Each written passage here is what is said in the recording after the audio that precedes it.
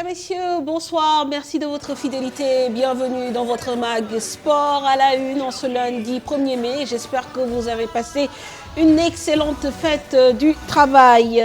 Au sommaire, les Lions du Sénégal qui enchaînent les succès à la Coupe du Monde de beach soccer et valident déjà leur ticket pour les quarts au bout de 2 rencontres. Ils affrontent en ce moment même la Suisse, fin de la première période.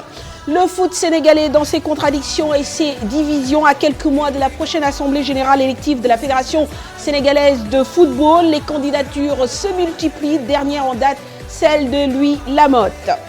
Dakar, Sacré-Cœur, Niary Tally, US Ouakam et Stade de Mbour valident leur ticket pour les demi-finales de la Coupe de la Ligue, matchs qui se sont joués ce week-end. Un match de National 2 tourne au pugilat. Le directeur sportif Amara Traoré d'Assur s'est vu poser des points de suture et Abdou Diop de Thiossane de Khombol souffre d'une luxation à l'épaule. Les deux équipes s'affrontaient hier au stade Caroline Faye de Mbour. Pour décortiquer cette actualité foot, nous avons le plaisir de recevoir sur ce plateau Ndofène Fall, ancien international évidemment, président de la section foot du Jaraaf, et nous recevrons dans quelques instants également Aliou Goloko, journaliste et observateur. Nous verrons bien sûr en fin de mag nos deux chroniqueurs habituels, Mamadou Ndiaye pour les boss du web et Madio Père pour le hippisme. Voilà pour le sommaire. Merci de votre fidélité. Bienvenue à tous.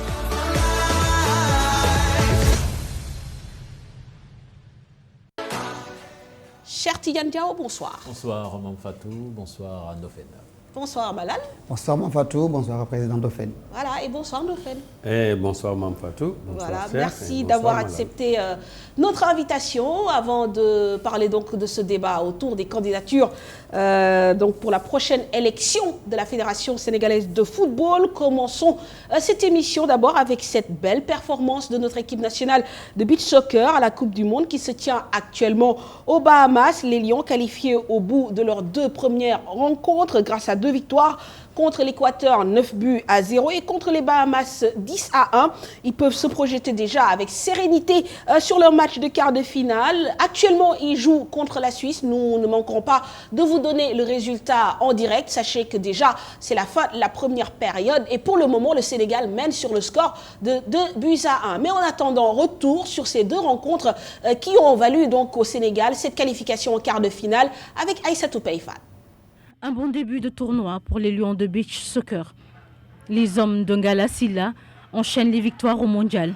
La première contre. Voilà, belle performance donc des Lions. On va peut-être faire un petit commentaire comme quoi le travail paye. Il y a eu une préparation à la hauteur quand même de l'événement, il faut le reconnaître. Depuis quelques mois, le Sénégal a fait plusieurs regroupements, a pu jouer des matchs amicaux et les résultats se font sentir, Malal. Ben oui, les résultats se font sentir puisque Oumar Ngala Sylla, l'entraîneur et l'ancien capitaine de cette équipe nationale qui connaît bien un peu la compétition. Derrière, il y a Ibrahima Ndiaye Chita avec une équipe qui a joué pratiquement toutes les dernières compétitions ensemble. Donc le groupe se connaît bien, on a les repères. L'objectif annoncé, c'est évidemment les demi-finales. Pour cela, il faut d'abord passer le cap des quarts de finale. Mais avec donc ces 2 succès engrangés, le Sénégal va aborder sûrement ces matchs à élimination directe avec beaucoup de confiance. Oui, c'est clair. Et même le match que tu viens d'annoncer tout à l'heure témoigne de la progression de cette équipe. Le Sénégal qui mène à la mi-temps face à la Suisse. La Suisse qui fait partie des meilleures équipes au monde en beach soccer et on espère que le résultat final sera favorable à cette équipe du Sénégal. Et si le Sénégal est capable de rivaliser avec cette équipe, ça veut dire que le Sénégal a vraiment porté ses fruits. Et cette équipe s'est bien préparée avec un programme bien établi, des matchs amicaux et ce terrain de beach soccer à Toubab Diallo. À Toubab Diallo. Même là, mais sur ce coup-ci, il faudra leur tirer le chapeau. Ils ont bien préparé cette équipe nationale de beach soccer et on espère qu'elle va nous valoir énormément de satisfaction à la fin de cette compétition. Bien sûr. Alors un match très serré entre le Sénégal et la Suisse. D'ailleurs, les 2 équipes sont à égalité 3 partout à la reprise donc de la seconde période. Alors Ndofène, un petit commentaire. C'est vrai que c'est une des équipes qui nous vaut le plus de satisfaction. Et sur ce coup-là, peut-être on l'a mis à son rang, enfin, par rapport à une Coupe du Monde et des objectifs bien précis. Oui, mais quand on est patient, effectivement, on finit toujours par récolter les fruits. Il faut d'abord signaler la détermination, disons même la pugnacité d'un garçon comme Chita, Ibrahima Ndiaye, qui a cru très tôt et qui a continué à travailler en direction de cela. Effectivement, les gens ont fini par lui donner la préparation nécessaire et je crois que cela va lui valoir de très grandes satisfactions, au grand plaisir de tout le public et de tous les Sénégalais. J'admets que je ne suis pas très informé, je ne suis le beach soccer que quand le Sénégal joue. Ouais. Et quand le Sénégal joue, naturellement, tous les Sénégalais sont concernés. Nous souhaitons donc que cette fois-ci, qu'ils aillent jusqu'à la phase finale et qu'ils nous ramènent ce trophée. Merci Ndofène. Donc on vous donnera évidemment le résultat final. Notre dossier du jour à présent, on en parle, Cheikh Tidiane Diawo, il concerne cette Assemblée générale élective prévue au mois d'août.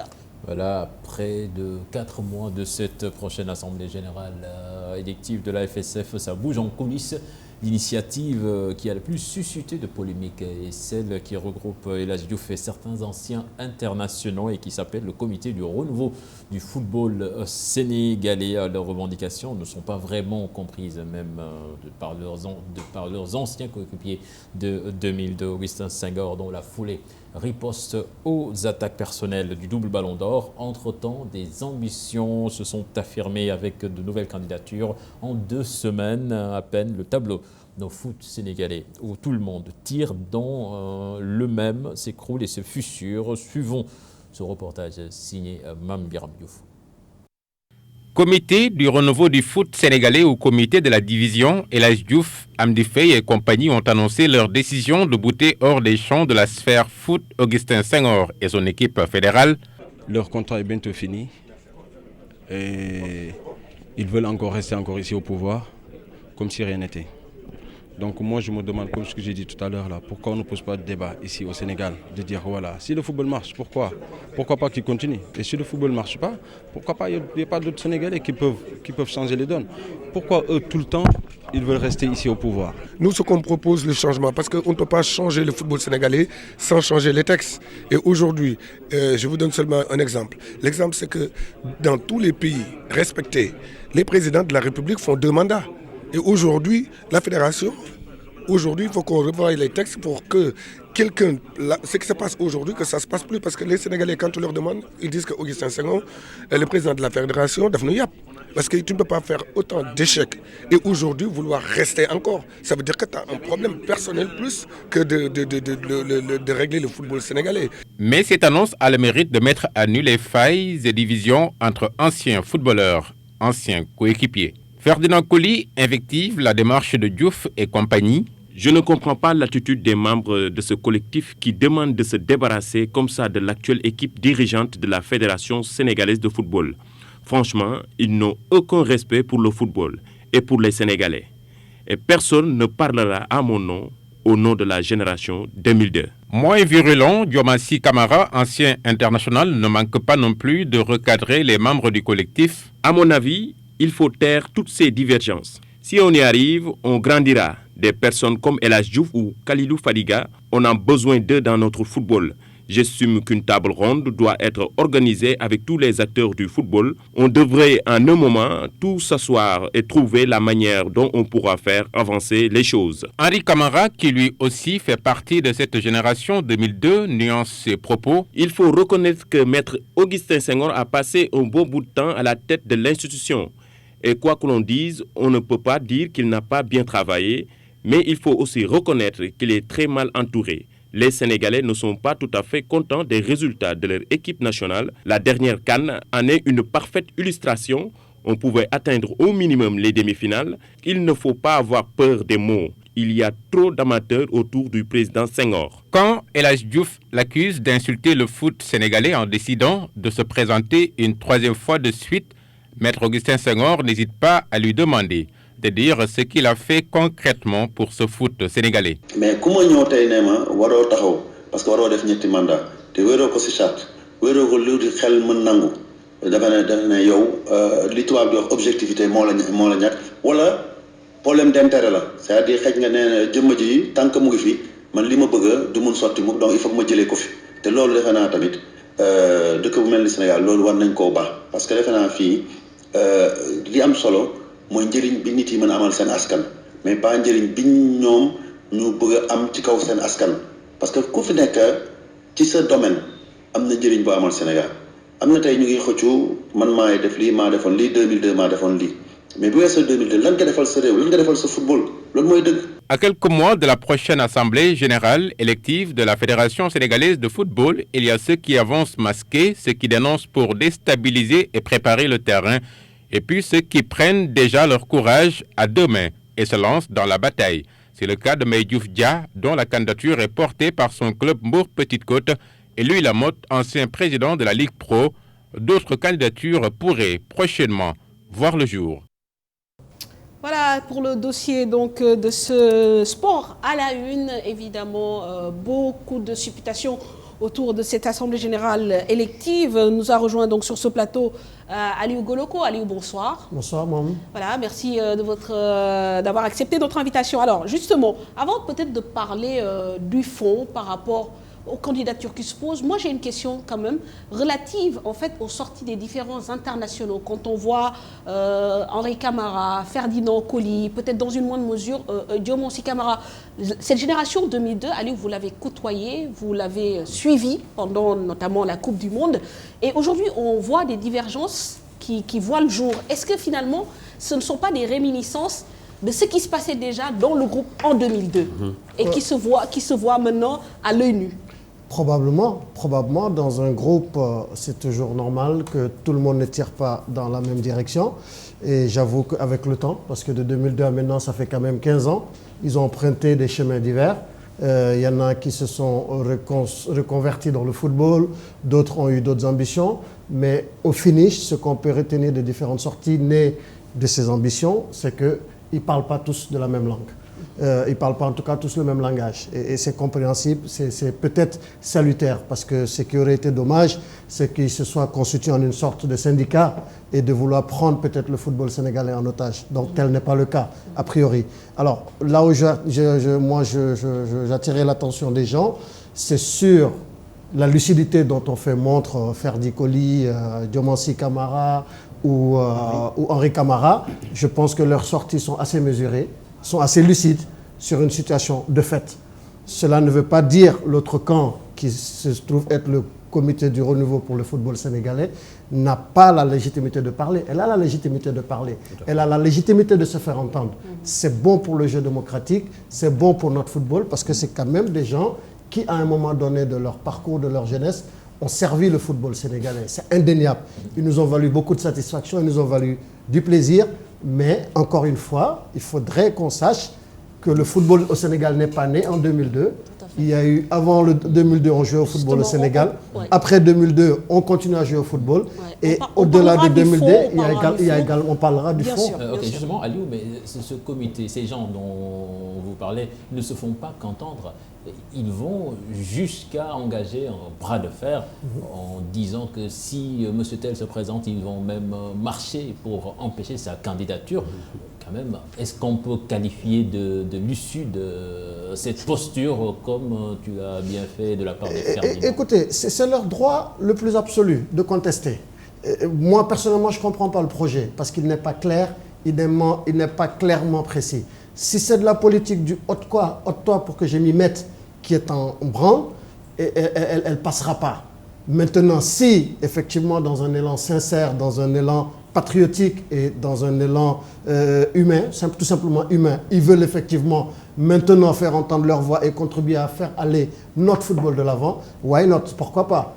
Mais encore une fois, aujourd'hui, la situation de notre football fait que le football du Sénégal ne se résume pas à la génération de 2002. Elle concerne plusieurs acteurs. Ce sont les techniciens, ce sont les arbitres, ce sont les médias, ce sont les sponsors, ceux qui investissent dans le football. Ce sont les éducateurs de tous les jours qui, sur les terrains au fin fond du Sénégal, dans mon village de Sinthiou-Bamambé, même si dans ce comité, il n'y a pas que la génération de 2002, il y a Victor Diagne, oui, justement, il y a eu des générations, vous savez, il y a eu des générations intermédiaires au Sénégal. Celle de 2000, c'est celle qui pose les jalons de l'équipe de 2002. On n'en parle pas assez. Celle de 86, c'est la meilleure de tous les temps. Normalement, il y a eu celle de 94 et celle d'autres années. Qui est un ancien international. Est-ce que vous avez l'impression qu'aujourd'hui, le débat se résume entre un mano à mano entre la génération 2002 et finalement la Fédération sénégalaise de football? Est-ce que cette génération 2002 ne devient pas trop étouffante dans le débat du football sénégalais? Non, chacun réagit en fonction de celui qu'il est. Hein. Nous connaissons El Hadj, nous connaissons son environnement, nous connaissons son engagement. Il est au ciel ou sous terre. Mais on ne peut pas quand même lui reprocher de parler du football de son pays. Je crois qu'il a la légitimité acquise sur le terrain. Les attaques personnelles, moi je préfère ne pas en parler. Quel que soit Alpha, on ne peut pas dénier à El Hadj Diouf la légitimité de parler du football de son pays. Il le fait comme on le connaît. El Hadj, c'est El Hadj. Mais je pense que dans ce qui est en train de se faire, nous avons remarqué qu'il y a la présence d'un grand frère comme Yatma Diop. Yatma, il connaît bien les textes. Hein. Il les maîtrise très bien et il sait très bien qu'est-ce qu'il faudra faire. Et il sait d'où vient le football sénégalais. Et d'où nous venons, et toutes les erreurs qui ont été commises, moi j'ai l'habitude de dire, apprenons d'abord de nos erreurs. Ces garçons font partie du football sénégalais. Mais est-ce que Président, ce que reproche El Hadj Diouf et compagnie à l'actuelle équipe n'est pas dans la sortie d'Henri Camara, qui dit que Augustin a bien travaillé, mais qu'il est mal entouré. Est-ce qu'au fait, ce n'est pas ça qui pose problème? Non, en fait, moi j'estime qu'Augustin a bien travaillé, il n'a pas bien travaillé, il va revenir devant ses pairs. S'il a bien travaillé, il va être reconduit. S'il n'a pas bien travaillé, si les gens ont fini de faire l'évaluation, s'ils sont satisfaits, il va être sanctionné positivement. Dans le cas contraire, il va être sanctionné négativement. Mais dans la sortie de Henri, ce qui est important, c'est cette volonté de cette union sacrée autour de ce qui est le plus important, c'est-à-dire le football de notre pays.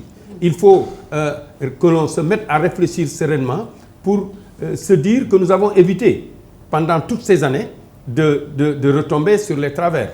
Nous avons connu 2 championnats, nous avons eu un CNP, nous avons eu un comité de normalisation. Tout ceci s'est fait sous la magistrature des mêmes hommes qui gouvernent actuellement le football sénégalais. Il va falloir qu'on en discute. Mais d'union sacrée Ndofène, ce n'est plus le cas. Aujourd'hui, avec cette sortie du comité du renouveau, on se rend compte que justement, le football sénégalais se fissure à travers ses dirigeants. Maintenant, sur un point bien précis, au-delà de l'aspect Augustin, il faut qu'il parte parce qu'il n'a rien gagné avec l'équipe nationale du Sénégal. Déjà un problème, un point contesté par une partie de l'opinion. Il y a aussi l'aspect des textes de la fédération qui posent problème à des hommes comme El Hadj Diouf ou encore Amdi Faye. Est-ce qu'ils ont raison de s'accrocher ou de remettre en cause les textes de la fédération sénégalaise de football? Mais en fait, tu presses un convaincu, c'est-à-dire, ce qui me gêne dans la candidature de Maître Augustin Senghor, c'est qu'on a modifié d'abord les textes. Intelligemment, on est allé en Assemblée générale, d'abord en comité exécutif, pour dire qu'on change le mode de fonctionnement et les textes de la Fédération sénégalaise de football. Quand tu changes les textes de la Fédération sénégalaise de football en ta faveur et que tu présentes ta candidature, cela devient effectivement gênant. Ça me ramène effectivement à ce qui se fait en Afrique. Je change les textes, je présente ma candidature, après je dis j'ai des chantiers à terminer. Mais ça a été fait quand? Non, ça a été fait lors de... D'abord, ça a été fait en comité exécutif. C'était le mercredi 2 novembre. De quelle année? 2 novembre 2016. Notifié seulement le 28 février 2017.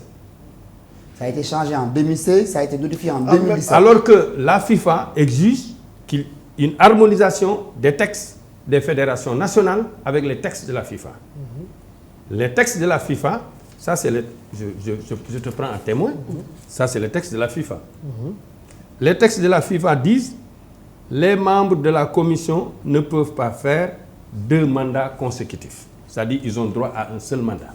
Les membres de la commission ne peuvent pas faire 2 mandats consécutifs. C'est-à-dire qu'ils ont droit de suite. Ils ont droit à un seul mandat. Les textes du Sénégal disent... Ça parle de commission électorale, hein? Oui, commission électorale, voilà. Commission électorale. Les membres de la commission ne peuvent pas faire 2 mandats consécutifs. Donc, ils ont droit à un mandat. Ça, c'est l'harmonisation. On change ces textes-là en disant... Mais ces textes-là, quand ils ont été changés, il y a eu une divulgation, une vulgarisation. Non, laisse-moi terminer, Manfatou. Okay. Ils disent, au lieu de les membres de la commission ne peuvent pas faire 2 mandats consécutifs, c'est-à-dire ils ont droit à un seul mandat. Ils disent, lire, les membres de la commission ne peuvent pas faire plus de 2 mandats consécutifs. Donc, il leur permet de faire 2 mandats. Et ce que dit la FIFA, c'est que les fédérations nationales doivent harmoniser leurs textes. Et eux-mêmes, lors de l'Assemblée générale, ils sortent cette contradiction. Ils disent, la FIFA est la mère nourricière des associations nationales, surtout africaines. En ce sens qu'elle fournit, aux côtés des États, l'essentiel des moyens financiers dont nos fédérations ont besoin pour vivre. Après la profonde crise, etc., ces réformes doivent avoir leur prolongement au niveau de la CAF et des associations membres dont les textes doivent être mis à jour.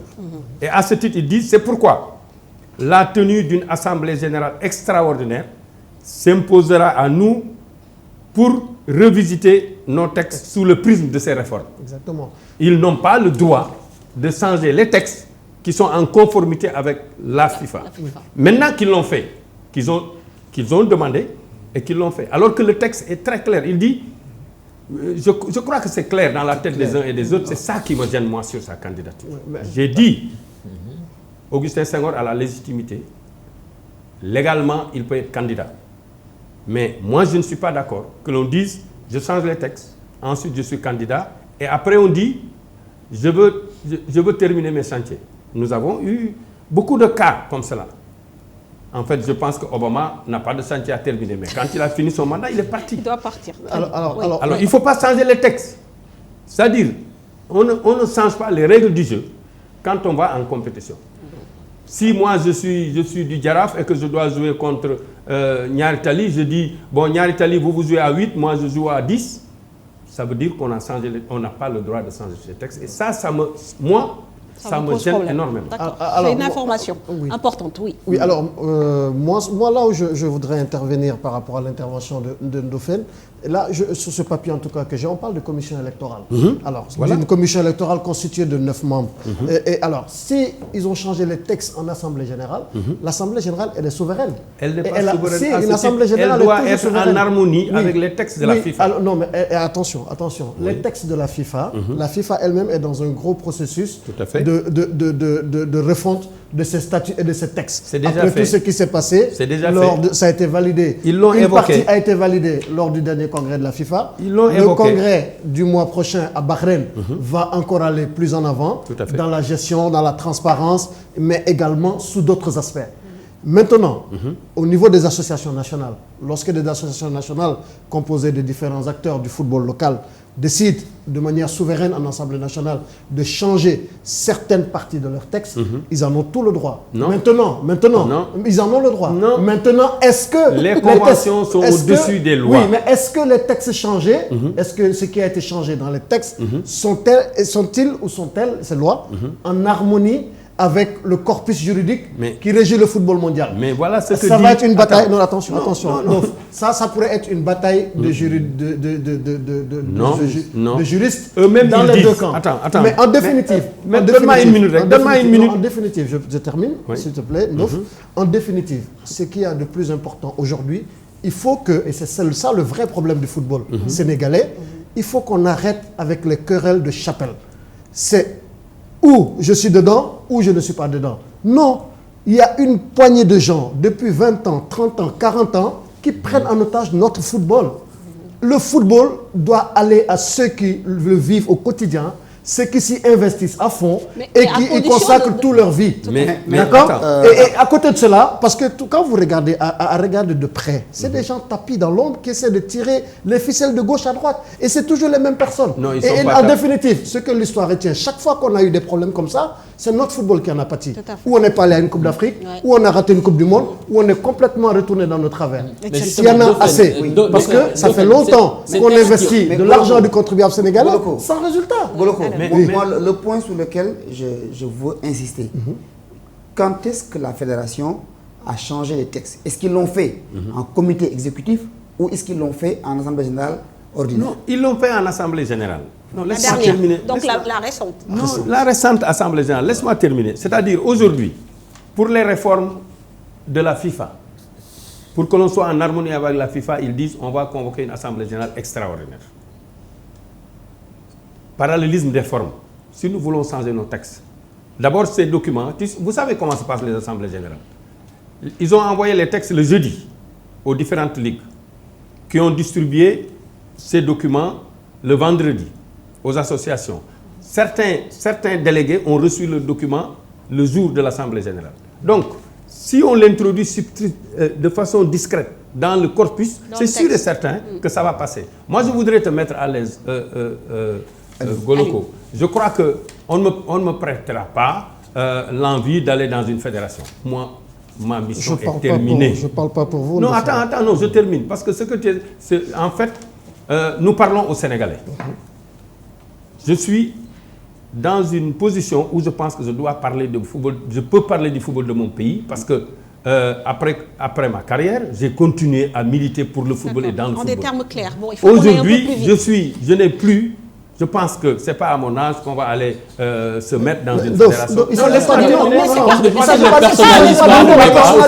Excusez-moi, Aliou, ce n'est pas un débat entre Aliou Goloko et Ndofène Fall. Je pense que c'est un débat pour éclairer les Sénégalais et surtout mettre à nu, aujourd'hui on le voit, ces divergences, ces divisions. Quelles conséquences ça peut avoir pour le football sénégalais? Ndofène, très rapidement. Donc vous parlez de changement de texte à travers une assemblée générale extraordinaire. Très bien. Donc, c'est une information que nous-mêmes, nous découvrons sur ce plateau. Aujourd'hui, quelqu'un comme Augustin Senghor décide de remplir pour un 3e mandat. Est-il dans la légitimité, dans la légalité, oui ou non? Tout à fait. Voilà, très bien. Donc, on peut avancer sur le débat. Mais attends, il peut. C'est-à-dire. Très bien. Ce qui vous dérange, vous l'avez souligné. Mais pour autant, il n'est pas en porte-à-faux avec les règlements. Alors, moi, ce que je veux savoir, Ndofène, parce que ce document que vous nous présentez, c'est celle qui régit la constitution de la commission électorale. Mais c'est le document. Regarde ici. D'accord, oui. C'est la commission électorale. Il ne s'agit pas de l'Assemblée générale élective. Il s'agit de la commission qui va superviser le truc électoral. D'accord. Est-ce que, la question que je veux poser, est-ce que cette commission, elle a été mise en place? Si oui, elle est constituée de qui et par qui? Et est-ce que dans la constitution de cette commission électorale, le non-parti pris est respecté? Est-ce que les différentes sensibilités sont présentes dans cela? C'est encore des questions très techniques, mais qui sont importantes. Non, doucement, attends, ce que je suis... C'est-à-dire ce que la FIFA dit... Il faudra que vraiment vous soyez concis. Ce que la FIFA dit, pour éviter cela, écoute-moi seulement, il dit l'élection par l'Assemblée générale permet d'assurer une meilleure transparence et une plus grande impartialité. Oui. Écoute-moi, Rek. De fait, la nomination de la commission électorale par le président ou par le comité exécutif rendrait la procédure moins démocratique. Oui, d'accord. Tout à fait. Dans la mesure où le président et ou certains des membres du comité exécutif sont susceptibles d'être candidats. Tout à fait. Et c'est la raison pour laquelle le législateur dit qu'ils ont droit à un mandat. Parce que quand tu es membre d'une association, tu travailles avec les personnes pendant 4 ans. On ne peut pas être jugé parti. Voilà, c'est ça. C'est ce que je dis. C'est pour ça que ce document... Allez, on va avancer parce que les questions techniques vont perdre les téléspectateurs. Et pour parler maintenant de la candidature du président Augustin Senghor. Voilà, très rapidement. Moi...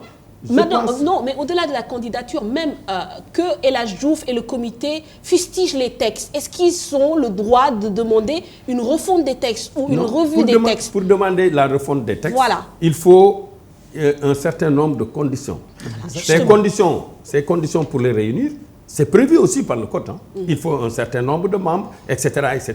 Si même eux ne convoquent pas, si le comité exécutif ne convoque pas l'Assemblée générale extraordinaire pour la modification des textes, s'il y a un tiers des membres qui effectivement proposent une assemblée générale extraordinaire pour la modification de texte, c'est comme ça que cela va se faire. Je veux dire que les conditions dans lesquelles ce comité est en train effectivement de se faire entendre ne permettent pas. Exactement. La refonte des textes, premièrement. Ne permettent pas la refonte des textes. Et s'ils continuent dans la même lancée, ils ne vont même pas rentrer dans la salle. Exactement. C'est une cause perdue d'avance. Donc peut-être qu'ils sont derrière un candidat. C'est ça le premier enjeu. Et ils ont raté ce coche-là. C'était ça la première bataille. C'était ça. Mais ce n'est pas encore terminé. C'est pas encore terminé. Je crois que l'intelligence aujourd'hui le recommande. Parce que nous savons aussi comment se passent les assemblées générales. Celui qui a besoin d'un mandat, ici, vous savez très bien qu'il y a des clubs qui ne compétissent pas, qui louent leur mandat, etc. 400 clubs pour élire une assemblée, un président de fédération. Les Elhadji Diouf et compagnie parlent de revoir les textes qui régissent le football. Et qu'un ancien membre du comité de normalisation, dans sa sortie, déclare que dans l'exécution des nouveaux textes de la fédération, des failles ont été décelées et qu'il va falloir les corriger. Est-ce que là, il n'y a pas de problème? Alors, vous savez, les textes, c'est une œuvre humaine. Et aucune œuvre humaine n'est perfectible. Et au gré, au contact de la réalité sur le terrain, on peut se rendre compte des imperfections de certains textes. Alors, le groupe du comité pour le renouveau du football sénégalais, moi je trouve très louable leur démarche. Parce qu'il ne faudrait pas qu'on se morfonde dans une monotonie. C'est des anciens footballeurs, ils ont leur vécu, ils ont leur expérience, ils ont la légitimité de parler du football sénégalais.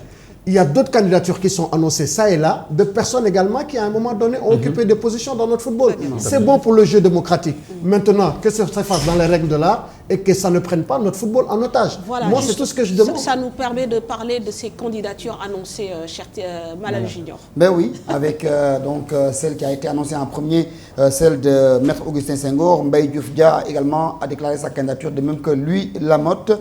Beaucoup donc de candidats à ce poste de président de la Fédération sénégalaise de football. Quelle est l'appréciation des acteurs du football? Comment ils apprécient justement ces différentes candidatures? Suivons ce reportage de Pape Faranding et de Younous Diatta. Depuis l'annonce de l'Assemblée générale de la Fédération sénégalaise de football, les déclarations de candidature se multiplient. Une convoitise qui, selon l'avis des observateurs, se justifie par les opportunités qu'offre ce poste, mais aussi le contexte dans lequel se trouve le football sénégalais. Aujourd'hui, les sportifs en général et les footballeurs en particulier ont décidé de reprendre leur sport en main. Puisque d'échec en échec, vraiment, on s'est posé beaucoup de questions après la CAN 2017 qui était largement à la portée du Sénégal. Moi, il faut se poser la question de savoir qu'est-ce qui fait courir ces candidats. Certes, moi je me disais qu'il y a certaines candidatures qui méritent d'être prises en compte. Peut-être celle du président sortant, Maître Augustin Senghor, qui sait exactement ce qu'il attend, ce qu'il a eu à faire. D'autres candidatures qu'on a eu à voir, peut-être c'est celle de Mbaye Diouf Dia qui vient d'être évoquée ce vendredi. Mais aussi on peut prendre en compte, comme dans toute considération, des candidatures fantoches, des gens qui viennent un peu pour perturber ou bien pour amuser la galerie. Certains anciens internationaux dénoncent le troisième mandat de Maître Augustin Senghor, même si les textes le permettent. Comme dans toute organisation, tout n'a pas été parfait, mais quand même il y a beaucoup de bonnes choses qui ont été faites par l'équipe sortante. Il faudrait qu'on le reconnaisse. Les textes vraiment doivent être corrigés à ce niveau. Mais il peut être candidat puisque les textes le permettent. Déjà, on évoque un chantier immense qui attend les futurs fédéraux pour le développement du football sénégalais. Une gestion saine de toutes nos équipes nationales. Moi, je viens de Toubab Dialaw où l'équipe nationale junior est logée, mais quand même, je les ai trouvés dans des conditions très difficiles. Donc, ils m'ont dit qu'ils n'ont pas reçu leur prime de la CAN. À 4 mois de l'élection, la succession de Maître Augustin Senghor est ouverte. De confuster sa gestion, même s'il soutient que le bilan est plus que positif, d'autres candidatures se profilent à l'horizon. Voilà, on a un peu soufflé sur le plateau. D'ailleurs, l'occasion de vous dire que également le Sénégal est en train de mener, mais c'est très très serré. On est à l'entame de la 4e période et le Sénégal mène sur le score de 6-5. Donc, alors, on voit les candidatures déclarées. Mbaye Diouf Dia, Louis Lamotte. Le constat qu'on peut ne pas faire, c'est que pour le moment, ce sont des personnes qui ont eu à collaborer avec le président Augustin Senghor qui se présentent contre lui. Comment vous interprétez cela? Mais d'abord un constat, et je pense que c'est ce que le football sénégalais a évité depuis bon nombre d'années. Quand nous sommes sortis du comité de normalisation, c'est sur des consensus forts que cette fédération a été bâtie. Et lors du renouvellement du mandat du président Augustin, effectivement, il y a eu des concertations. Et même quand à un certain moment de retour d'une CAN catastrophique, tout le monde le sait, l'État à un certain moment a voulu se séparer de cette équipe-là. Certains ont pris leur bâton de pèlerin pour expliquer aux uns et aux autres qu'il ne sert à rien du tout aujourd'hui, qu'il ne restait que 2 ans, de laisser plutôt cette équipe continuer et après, pendant les renouvellements, peut-être travailler en direction et c'est à ce moment-là d'ailleurs que des hommes comme Louis Lamotte, Chersek, exactement, de renouveler l'équipe. Quand on a installé Louis Lamotte, je parle sous le contrôle de tous les acteurs du football sénégalais. On avait demandé, par exemple, à un garçon comme Gakou de laisser la ligue professionnelle et que les gens allaient lui aménager la fédération, ce qui n'a pas été fait. Donc, ce qui se passe actuellement, c'est qu'on va aller tout droit. On va aller tout droit vers ce qu'on a évité jusqu'à présent. C'est-à-dire la candidature. C'est des candidatures fortes. La candidature de Mbaye Diouf Dia, c'est un garçon qui travaille depuis longtemps dans la petite catégorie, à la grande satisfaction des uns et des autres. Lui, Lamotte a monté... On a eu l'impression que depuis quelque temps, quand même, il a pris de la distance par rapport à cette fédération sénégalaise de football. Est-ce qu'il ne préparait pas déjà son coup? Non, sur certains aspects, bon, je ne veux pas m'appesantir outre mesure parce qu'on a entendu... Quand on est dans le milieu du foot, on se rend compte très bien que Mbaye Diouf Dia n'occupe plus la même position dans cette fédération sénégalaise de football. Oui, mais ce n'est pas lui seul qui est parti. D'abord, Louis Lamotte avait démissionné. Ensuite, Mbaye Diouf Dia, depuis quelque temps, effectivement, s'occupait seulement de petites catégories. Nous avons entendu Gaston Mbengue partir. Ababakar Sy, de la Linguère de Saint-Louis, qui s'occupait des finances, lui aussi est parti depuis longtemps, etc. etc. Cela, malgré le fait qu'on a voulu mettre le chapeau dessus, ceux qui sont du football savent effectivement qu'il y avait des problèmes profonds et que ces problèmes, c'est ce que nous sommes en train aujourd'hui de constater. Mais ce que je souhaite, c'est qu'on protège. Mais justement, c'est comme cela se passe dans la scène politique. Exactement. On est dans la même formation politique, on a des problèmes, on ne voit pas les choses de la même manière. On se sépare ils sont exactement en train de transférer ce qui constitue les tares de notre jeu politique sur le champ du football. Et c'est ça le drame.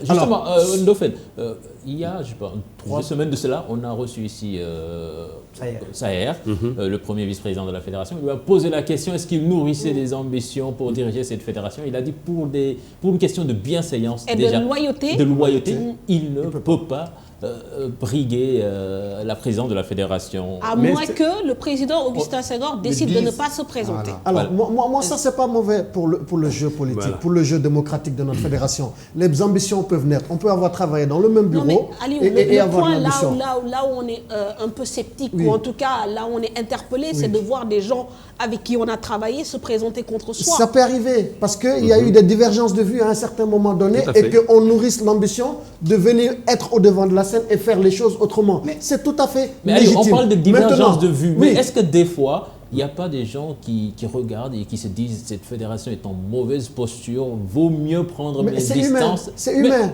On l'a toujours vécu. Il y en a qui, on essaie d'imploser. On peut imploser un groupe de l'intérieur comme on peut essayer de l'imploser de l'extérieur. Mais encore une fois, l'intérêt, est-ce que tous ces gens sont-ils vraiment motivés par l'intérêt de notre football? Est-ce qu'aujourd'hui, ils sont vraiment conscients que malgré les milliards que l'État injecte dans notre football, nous n'avons encore absolument rien gagné et notre football se morfond. Voilà. Ce qui nous permet justement... Oui, et cet argent qu'on investit, c'est l'argent du contribuable sénégalais au détriment de certaines priorités nationales. Mais non, en fait, le football aussi a sa place. Oui, on ne dit pas le contraire. On ne dit pas le contraire. On investit des milliards dans le football, oui, etc. Mais c'est le cas. Laissez-moi terminer. On investit dans le football, on investit ailleurs aussi. Oui. Je suis convaincu que, en tout cas, moi, c'est la première fois que j'entends parler de trophée.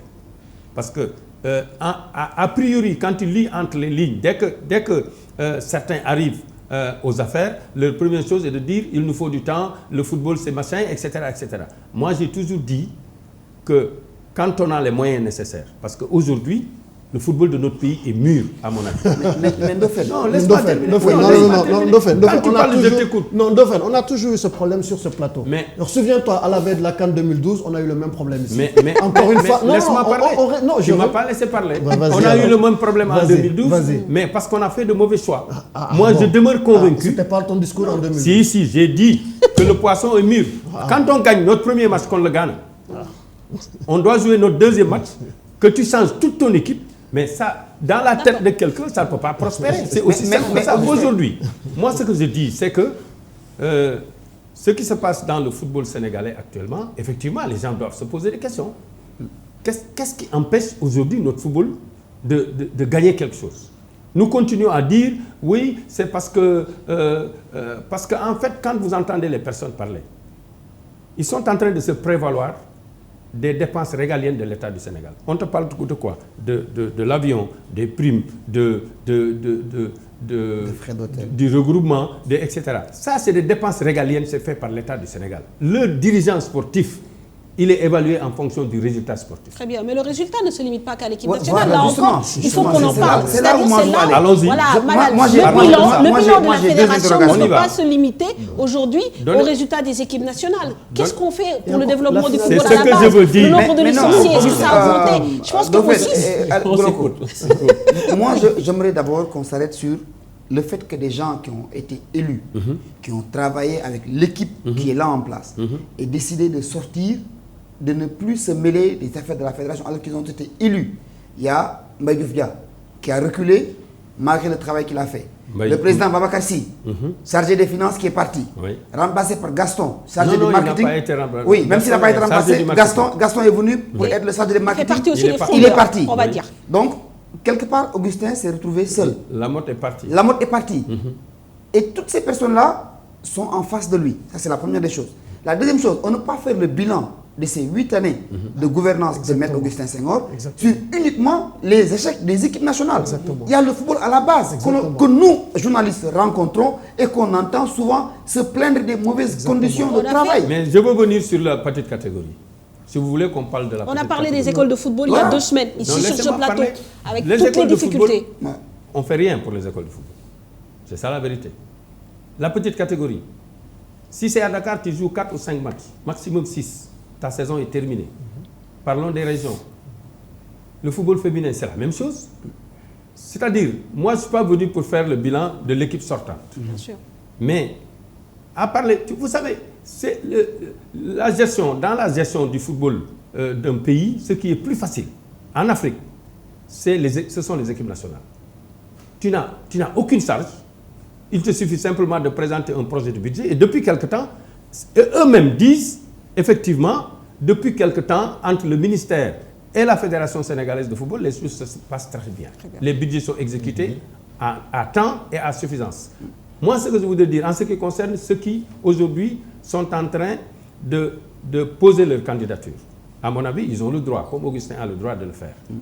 Moi, mon rôle est que il faut tout faire pour protéger le football sénégalais. Lequel des footballs vous parlez? Parlons du bilan, quand même. Lequel? Alors, moi, je veux revenir sur le bilan. Bien sûr, ça c'est important, madame. Moi, je veux rebondir. On a aussi besoin du regard distancié, parfois aussi d'observateur. Et je pense que quelqu'un, Ali, justement, vous êtes là aussi pour ça. Le bilan ne peut pas se limiter aux équipes nationales. On est d'accord là-dessus. Mais totalement d'accord. Très bien. Parce que donc, dans ce pays, si la fédération aussi doit briller en troisième mandat... Chaque fois que l'équipe nationale rate une campagne, il faut tout remettre en cause. Mais soyons très honnêtes. Nous autres observateurs de la scène de football local sénégalais, au Sénégal, on joue au football. Au Sénégal, depuis 4, 5, voire 6 ans, on est présent sur l'échiquier international de football. Depuis maintenant plusieurs années, nous avons fait 2 finales de Coupe d'Afrique de moins de 20 ans. Nous avons fait une Coupe d'Afrique des Nations de moins de 17 ans, qu'on n'avait pas fait depuis Mathusalem. En beach soccer, nous avons remporté quasiment 4 titres. Nous avons fait une demi-finale de Coupe du Monde. Nous avons fait... nous sommes en passe peut-être de faire une autre demi-finale de beach soccer. Le championnat national de football se joue, malgré des difficultés de programmation, se joue de manière régulière. Maintenant, c'est vrai qu'on a du mal à passer. On a du mal à passer certaines étapes dans le football continental, en tout cas au niveau international. Mais bon an, mal an, il y a des choses qui arrivent à se faire. Et il n'y a pas de crise. Il n'y avait pas de crise latente jusqu'après la campagne de la dernière Coupe d'Afrique des Nations. Et c'est là où moi j'engage la responsabilité de l'actuel bureau. Et je le dis ici, ils se s'étaient trompés sur le casting, dans le choix de la direction technique et nationale et dans le choix de la sélection nationale du Sénégal de football. Je l'ai dit en amont. Aujourd'hui, ils n'ont pas assumé cette partie, ils n'ont pas évalué cela et on va encore droit dans le mur de ce point de vue. Maintenant, de là à dire qu'ils n'ont rien fait, ou qu'il faut qu'ils dégagent que je m'y mette, non. Il faut laisser le jeu démocratique se jouer clairement, se faire dans le respect des règles pour que le meilleur candidat, qui aura le meilleur profil et qui présentera aux Sénégalais, à la famille du football sénégalais, le programme le plus viable et le plus à même de faire avancer le football, être élu par les membres.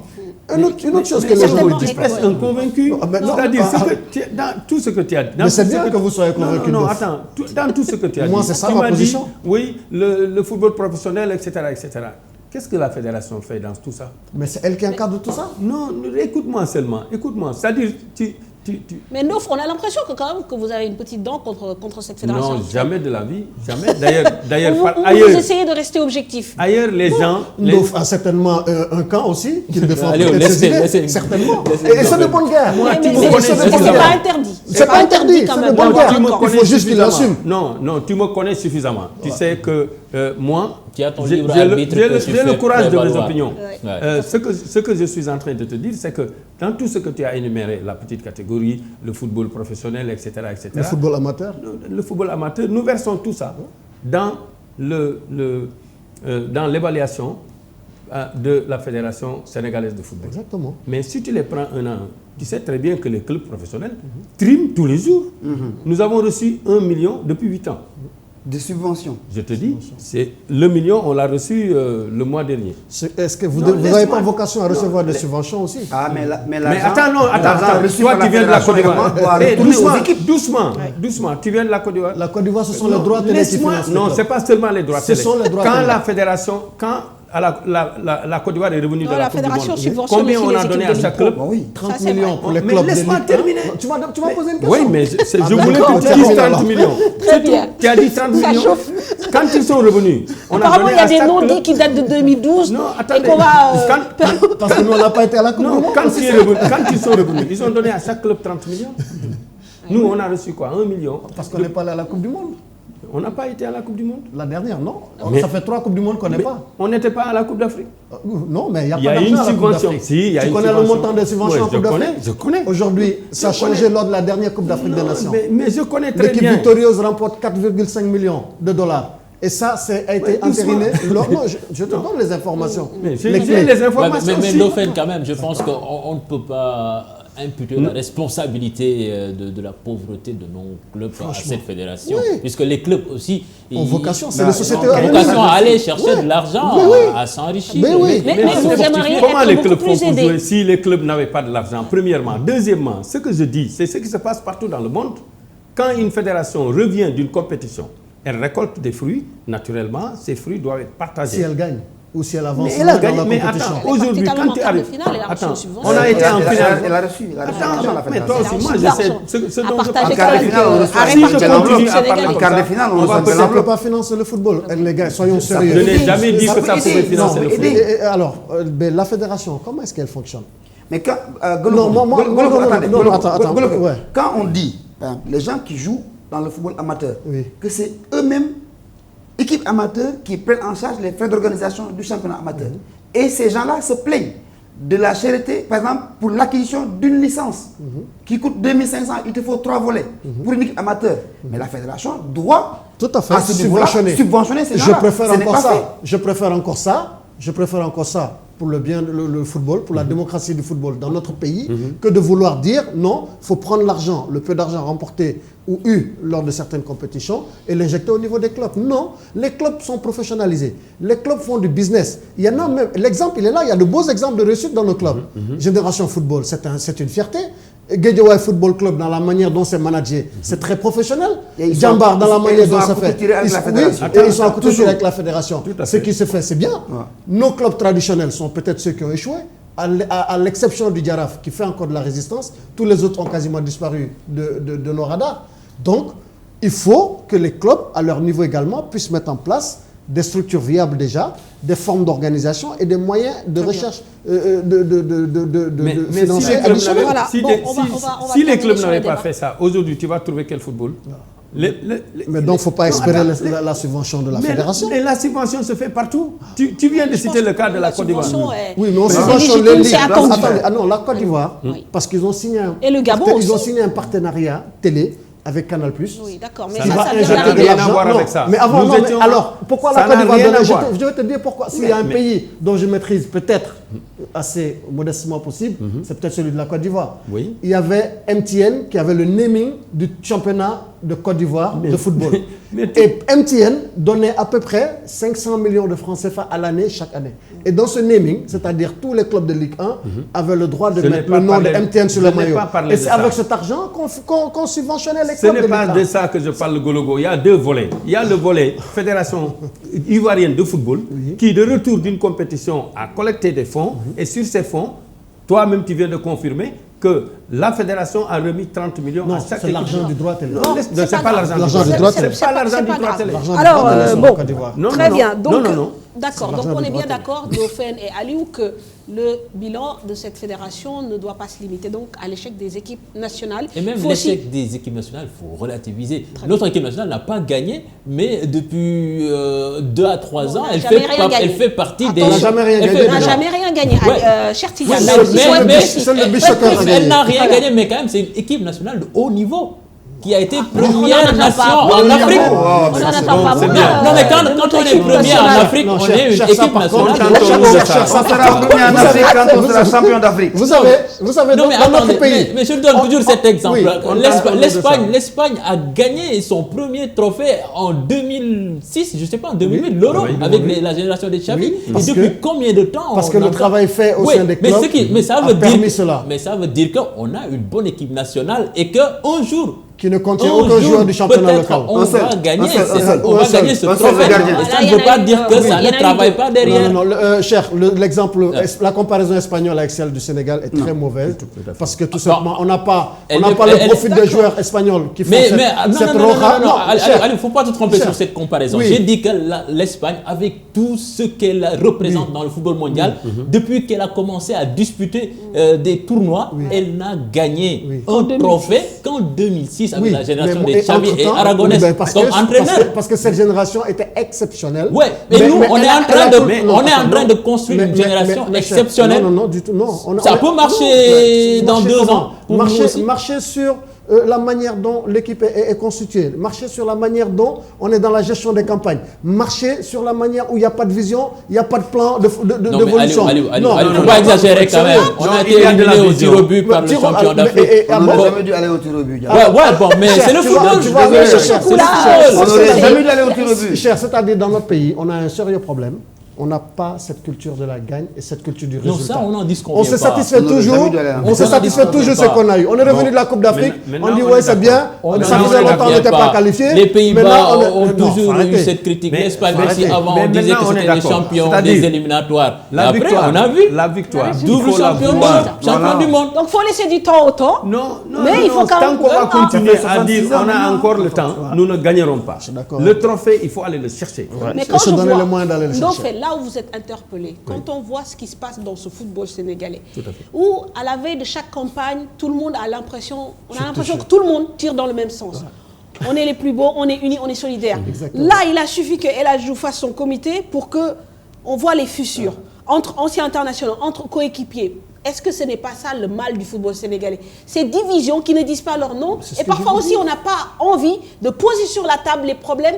Quand Dauphin critique, Dauphin est contre moi. Quand Aliou critique, Aliou est contre moi. On ne se dit pas les choses dans la vérité. Est-ce que ce n'est pas ça notre principal problème finalement? C'est exactement ça. Au-delà des compétences, parce qu'on n'a pas une équipe moins mauvaise que celle que c'est. Avec beaucoup d'imposture, parce qu'il y a beaucoup d'imposture dans notre football. Tu as résumé le problème. C'est-à-dire, tu vois quelqu'un qui se réveille un beau matin, qui tombe comme un cheveu dans la soupe, et qui dit je vais diriger. Parce que, quoi qu'on puisse dire, il y a des gens qui ne voyagent avec une équipe que quand il s'agit de l'équipe nationale.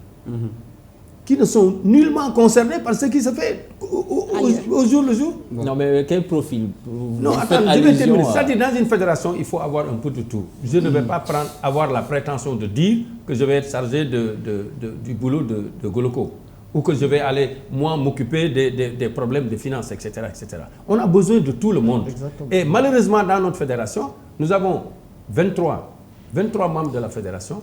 Il n'y a qu'un footballeur, Cheikh Seck. Est-ce que vous pensez qu'au niveau de la prise de décision, ces gens sont suffisamment outillés pour effectivement prendre les bonnes décisions? Tu parlais de la dernière Coupe d'Afrique. Effectivement, moi je pense qu'il y a eu beaucoup d'erreurs. Beaucoup d'erreurs. Il y a eu beaucoup d'erreurs. Et c'est sur ces erreurs, même si tu prends les derniers événements, quand on prépare les matchs amicaux, on a un match amical, on programme un match amical à Londres, avec toutes les difficultés que nous savons, et ensuite un autre dans un petit village là-bas de la France sans sécurité. Donc, ces erreurs-là, on ne les souligne pas avant d'aller en compétition. C'est après. Allez, s'il te plaît. Allez, tu étais là. Ndofène, je pense qu'il était entré au téléphone. Tu as fait allusion à cette émission tout à l'heure là. Tu disais que cette équipe nationale du Sénégal n'est pas prête. Ndofène, je ne sais pas, il a appelé, il t'a dit que si on n'est pas capable... Ça, c'était celle de 2012. Ouais, 2012, ouais, je ne sais pas. C'était celle de 2012. Ouais. Mais là, si on n'est pas capable de battre ces équipes-là, ça veut dire que sur celle-là, on n'a rien à faire à la celle de Coupe d'Afrique. 2016, je vous ai dit, ce qu'on a raté, c'est le profil, le casting, l'erreur de casting. Aliou Cissé, je l'ai dit ici sur ce plateau, je continue à le dire, au moment où on le nommait entraîneur national du Sénégal, n'avait pas le profil de l'emploi. Et là, donc, j'étais d'accord. Aujourd'hui, je peux avoir évolué sur ma conviction parce que je suis convaincu qu'il va apprendre assez vite de ce qui s'est passé dernièrement à Franceville. Parce qu'on apprend dans la défaite, on grandit dans la défaite. Mais il faut qu'il accepte d'avoir assez d'humilité et d'aller continuer à apprendre. La vie est un éternel apprentissage. Il faut qu'il accepte d'apprendre et accepter d'écouter d'autres personnes extérieures de son environnement qui peuvent le permettre d'aller de l'avant. Expérimenter. Alors, très bien. Qu'est-ce qu'on disait d'ailleurs Bon, moi je disais que les critiques, il faut les faire avant. Voilà. Aliou, il avait bien critiqué le jeu de cette équipe nationale du Sénégal avant qu'on y aille. Mais ce n'était pas le cas de Ndofène. Oui, non, il avait appelé au téléphone. Et il était dans son rôle. Non, Ndofène est passionné. Ndofène, quand il parle de l'équipe nationale du Sénégal, il était dans son rôle. Il manque de lucidité par moment. C'est compréhensible. Donc disons les choses avant et n'attendons pas après pour critiquer. Ça aussi, il faut qu'on en tire des leçons. Ce qu'il est en train de dire, c'est Aliou. Moi, je l'ai dit. Le problème au Sénégal, c'est que quand vous vous mettez à critiquer ce qui est en train d'être fait, on vous peint en noir. C'est vrai. On dit oui, c'est quelqu'un qui n'a pas d'expérience, qui ne se connaît pas. Alors que ça fait mine de rien 15-20 ans que vous suivez ce qui se passe. Que vous suivez les joueurs, des fois même mieux que les techniciens, parce que vous êtes devant votre télé du matin au soir à regarder le championnat de tous les pays. Donc quand aussi on fait une équipe nationale, ce n'est pas la tribune pour amener nos griots, nos bonnes petites compagnies, pour aller faire de la bamboula à chaque fois qu'on fait de la Coupe d'Afrique. Le Sénégal se distingue en organisant une bamboula internationale. Et c'est la honte. Résultat, on ne peut pas gagner. Mais qui a fait ça? Mais c'est l'État, c'est la fédération, c'est les sportifs, c'est tout le monde. Moi, je suis sidéré quand je vois une équipe nationale du Sénégal qui va en Coupe d'Afrique des Nations. Sur le banc de l'équipe nationale, quand Aliou Cissé se retourne pour voir sur son banc, il n'y a aucun international à part le préparateur des gardiens. Il n'y a aucun ancien directeur technique, aucun ancien coach de l'équipe nationale. Mais c'est une catastrophe. Mais il y a des superviseurs.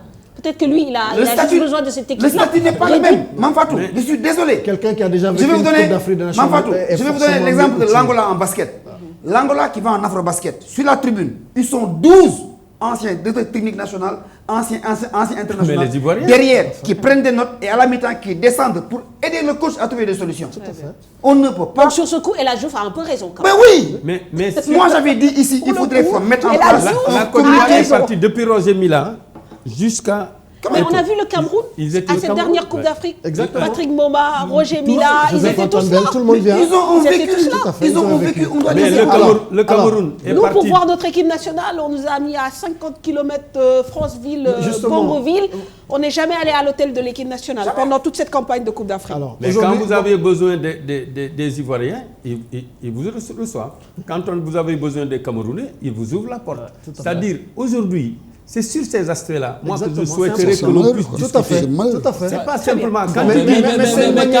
Mais ça, c'est une vous manière, dites sur je le pense, banc, à mon vous avis. dites sur le banc, mais Oui. dans l'environnement de cette équipe nationale du Sénégal, on ne peut pas dire également qu'il n'y a pas d'anciens joueurs. Il y a Non, qui? il y a Omar Daf, même s'il n'était pas à la CAN. Il y a Lamine Diatta, il y a Tony Cette fédération, Tony on peut Silva. tout reprocher à cette fédération, sauf le fait de n'avoir pas impliqué les anciens joueurs.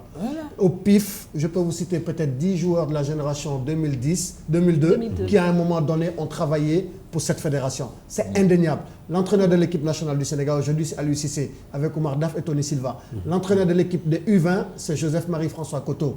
L'entraîneur des U17, c'est Aliman. C'est tous des anciens footballeurs, c'est tous des anciens internationaux. Mais On ne peut pas leur dire, on peut pas dire tu ne parles qu'ils que n'ont pas été d'employés. impliqués. C'est-à-dire à l'instance de décision. Maintenant, il ne suffit pas. Il ne suffit pas attention. seulement de mettre des anciens internationaux sur le J'arrive, banc. mais Malal, c'est là où j'arrive. C'est là où j'arrive.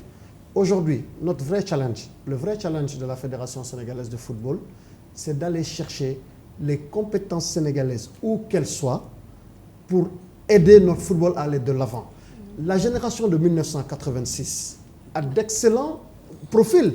Pape Fall a été formateur aux États-Unis. Il fait partie des gens qui ont lancé la MLS. Pape Fall a été formateur à Caen. Pape Fall a été international sénégalais. Il a été meilleur latéral de la CAN 86. Il est dans la formation depuis longtemps. Omar Gueysen apprend aux jeunes de la banlieue parisienne, en région Île-de-France, à jouer au football. Et c'était un talent. Il y en a d'autres Sadio Demba, en Belgique, fait un excellent travail de formation. Et pourquoi ces compétences sénégalaises, on ne va pas les chercher pour les amener à travailler avec nous.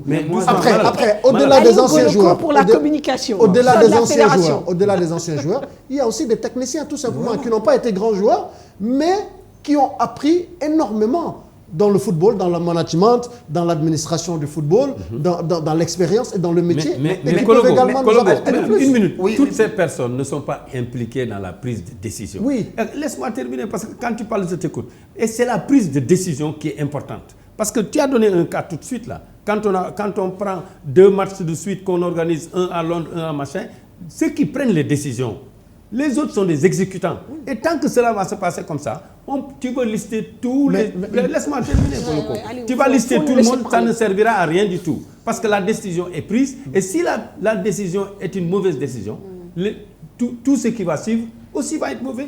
Alors, moi, ce que je veux et ce que je propose, c'est que toutes ces compétences-là soient réunies dans un cadre de concertation pour le développement du football. Qui réfléchit sur des sujets, sur des questions données, et qui donne les conclusions de ces réflexions-là à la direction technique nationale, qui les transmet à qui de droit en fonction de la conclusion à laquelle on va. Direction technique nationale, oui, la direction ça va, technique nationale. Et ça va permettre... En tout cas, ce que Henri Camara a proposé, je pense que c'est une bonne voie. Aller travailler à la base. Sauf si on a peur de recevoir des coups de pierre. Et c'est là où il faut tirer le chapeau à Amara Traoré, parce qu'Amara, quand même, aujourd'hui, je pense, c'est le plus bel exemple du pays. Dabo est en train de faire du beau travail Ousmane Dabo, oui, qui pourtant n'a pas joué pour l'équipe nationale du Sénégal, qui aime les racines de son pays, qui après avoir joué pour la France et avoir eu une belle carrière en Angleterre et en Italie, décide d'aller investir dans les régions sénégalaises. Ian Thiam est en train de faire un excellent travail au Fouta.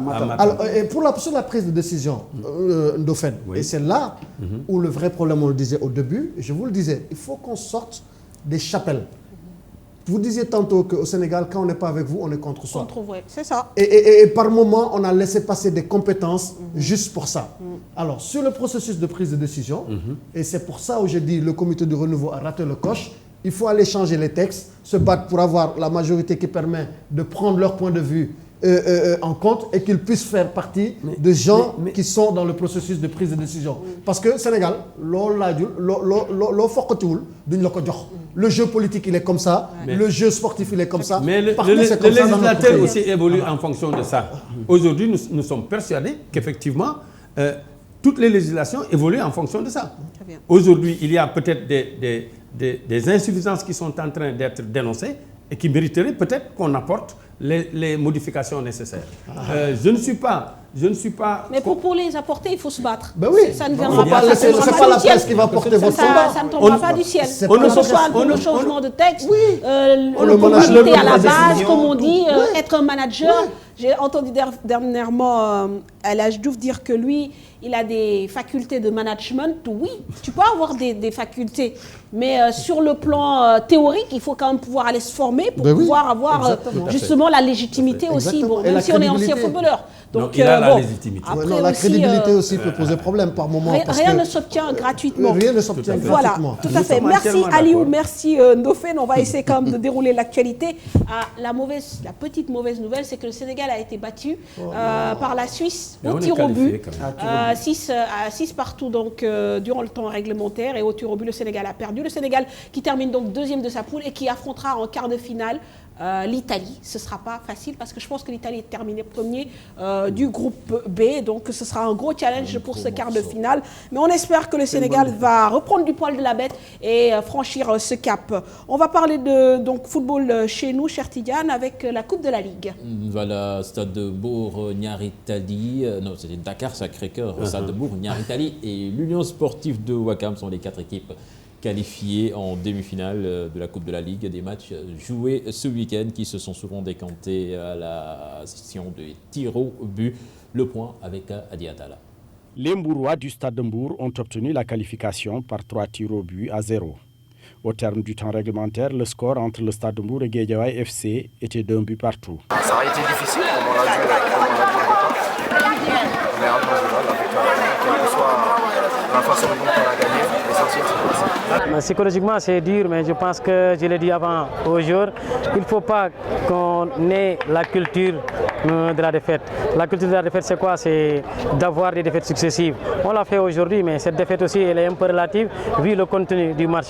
La première mi-temps et la deuxième mi-temps, et vu aussi le but qu'on a pris, parce que c'est nous qui avions donné le but par un fait de jeu, c'est le gardien de but. C'est un fait de jeu qui peut vraiment passer à tout joueur qui évolue sur un terrain de foot. Cela s'est passé, on a bien réagi, on a fait match nul, on a essayé de jouer, on a essayé de marquer un autre but, cela ne s'est pas produit. C'est un match vraiment qu'on a perdu avec beaucoup de regrets. DSC a éliminé le Jaraaf de Dakar 10 tirs au but à 9. 0-0 durant le temps réglementaire et les prolongations. Le Jaraaf a d'ailleurs terminé le match à 10 suite à une expulsion. La veille, les filets n'avaient pas du tout tremblé durant tout le temps réglementaire et les prolongations au stade Demba Diop entre Niaritali et le Casa Sport. Mais la victoire est revenue au Galactique à l'occasion des séances de tir au but. Un match de coupe, c'est différent des matchs de championnat. Ça a été extrêmement difficile, comme tu l'as dit. D'autant plus qu'à un quart d'heure, on a joué à 15. Dans 2 matchs à 10, on a reçu un carton rouge. Mais bon, on a continué à jouer jusqu'à les 120 minutes, jusqu'à aller au tir au but pour gagner le Casa. Et aujourd'hui, on avait les moyens véritablement de passer ce cap. Malheureusement, on n'a pas su profiter véritablement de notre suprématie dans le jeu et même dans l'effectif, puisqu'à un moment donné, l'adversaire s'est retrouvé à 10. Bon, et on n'a pas su l'exploiter. Je crois que la série fatidique de tirs au but est arrivée et on a manqué notre premier tir. Malheureusement pour nous, Niaritali a fait du 100%. L'US Ouakam serait-elle devenue la bête noire de Génération Foot? Après une défaite en championnat, lors de la phase retour, les académiciens ont de nouveau chuté, cette fois-ci en coupe devant l'USO. Score 2-1.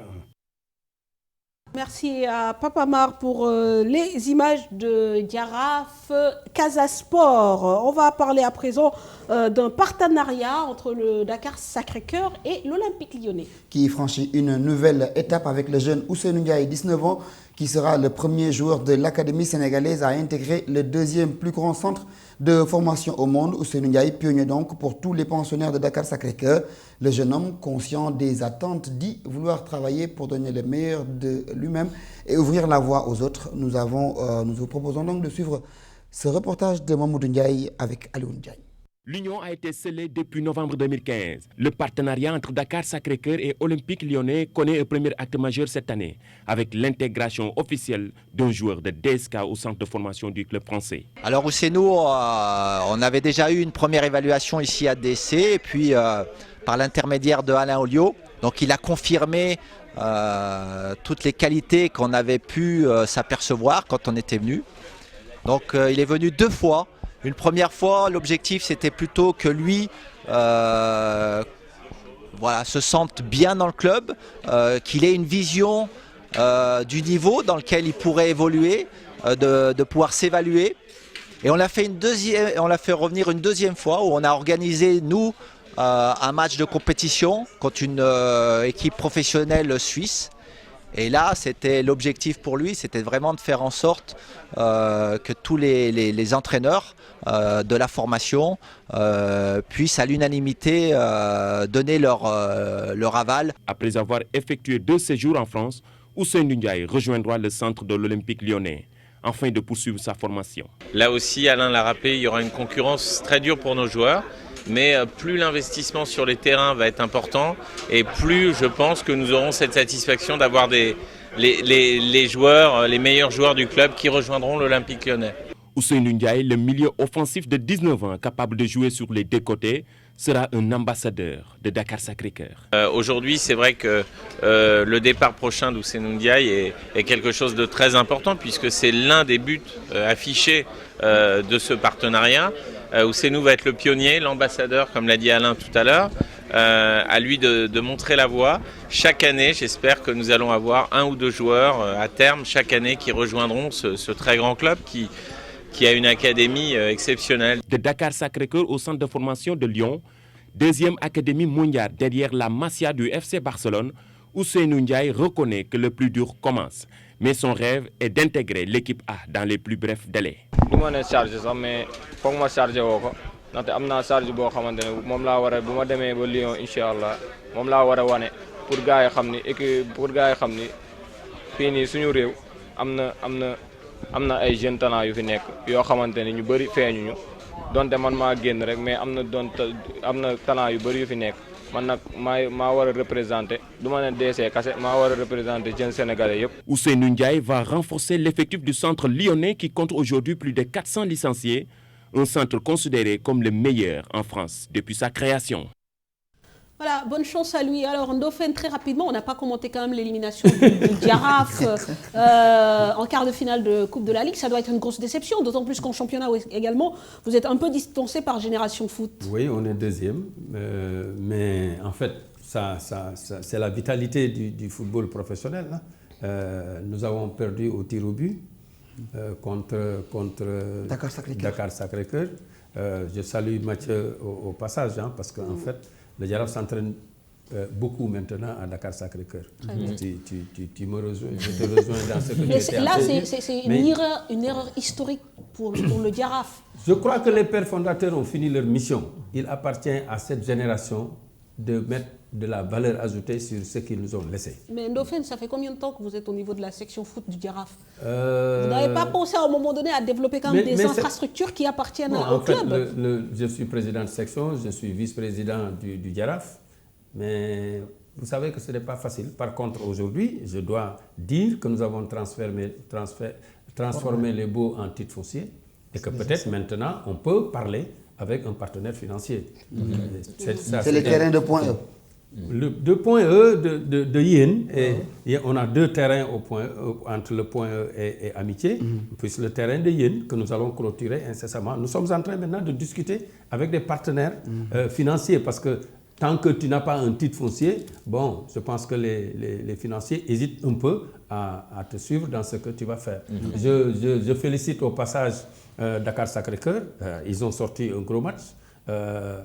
Nous avons été éliminés au tir au but, le Casa a été éliminé au tir au but. Avec beaucoup de cartons rouges d'ailleurs dans ces matchs. Tout à fait, parce que les matchs sont âprement disputés maintenant. Et je disais qu'avec tout ce qui est en train d'être fait dans le football professionnel, c'est-à-dire la formation des formateurs, on ne joue plus sur des terrains, sablonneux, on ne joue que sur les terrains gazonnés. Il y a des efforts qui sont en train d'être faits. Et je pense que ceci est d'ailleurs en train de porter ses fruits. Justement, cette Coupe de la Ligue était devenue un fardeau pour les équipes.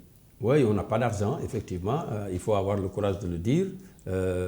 On avait un sponsor leader qui finançait un peu tout ça. Et c'est ce qui justifiait d'ailleurs la ruée vers la Coupe de la Ligue, parce que ça permettrait effectivement au club de pouvoir souffler financièrement. Il faut maintenant aller chercher autre chose. un autre sponsor qui va accepter de nous accompagner. Voilà, on va parler également là d'un point beaucoup moins reluisant de notre foot, la violence, malheureusement, avec cet incident qu'il y a eu hier,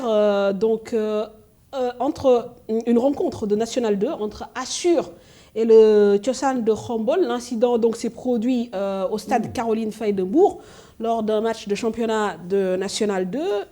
Amara Traoré, comme vous venez de découvrir sur ces images, a été agressé, mais également Abdou Diop, coach de l'équipe adverse. Alors, pour restituer très rapidement le contexte, il s'agit d'un match à enjeu entre les deux équipes, puisqu'avant le coup d'envoi, 2 points séparés assurent donc de Amara Traoré et le Thiossane de Khombole. Le vainqueur de cette rencontre était quasiment assuré de monter en National 1. À 10 minutes de la fin de la rencontre, c'est l'équipe de Thiossane de Khombole qui a pris l'avantage. Et à 4 minutes de la fin de cette rencontre, il y a eu un envahissement de terrain et s'en sont suivis des bagarres. Alors, sur sa page Facebook, Amara Traoré a posté donc un message en montrant cette photo. Après ma sortie aux urgences de l'hôpital de Bourg, je remercie tous qui m'ont soutenu de près ou de loin suite à l'agression mortelle commise sur les joueurs et supporters d'Assur par les supporters, joueurs responsables et dirigeants de Thiossane. Un tel match nécessitait un service d'ordre parfait, ce qui n'a pas été le cas. Dommage pour le football sénégalais, avait déploré donc le coach sur sa page Facebook après sa sortie de l'hôpital. Nous avons également joint, comme il se doit, le coach de Thiossane de Khombole, Abdou Diop, qui lui fustige l'attitude de l'équipe d'Assur en général.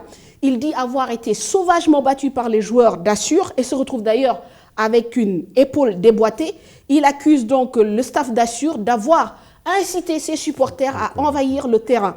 Les deux parties sont quand même d'accord sur une chose, il n'y avait qu'un seul policier pour assurer la sécurité dans un match à tel enjeu. Aujourd'hui, le match n'est pas allé à son terme. Il y avait quand même un résultat 1-0. Aujourd'hui, il faudra forcément une enquête. Évidemment, quand on voit ce genre d'image, on ne sait pas qui a provoqué, comment on en est arrivé là, mais on voit que les deux parties ont été victimes de violences physiques. On ne peut que condamner. Maintenant, il faut aller au-delà de la condamnation et mener une enquête, notamment un Dauphin, par rapport à la Ligue Pro, la Fédération sénégalaise de football ou la Ligue amateur. C'est la Ligue amateur et la Fédération gère aussi la Ligue amateur. Effectivement, certainement, il y avait un commissaire, il y avait un inspecteur, plus les arbitres. Ils vont peut-être déposer leur rapport et c'est sur la base de ces rapports que la commission de discipline va être saisie. Je ne peux pas me prononcer parce qu'il y a des manquements. D'abord, dans un premier temps, quelle est l'équipe qui recevait? Et quand on reçoit, on doit peut-être, à partir de ce moment, on a la responsabilité de l'organisation et de la sécurité. Un policier plus 2 ASP pour un match avec cet enjeu-là.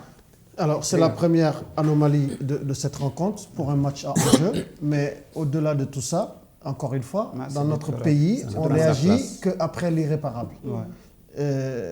Cette culture de la violence, elle existe dans nos stades depuis longtemps. Depuis en tout cas un certain nombre d'années. Mais on a l'impression que rien n'est fait pour éradiquer la violence de nos stades.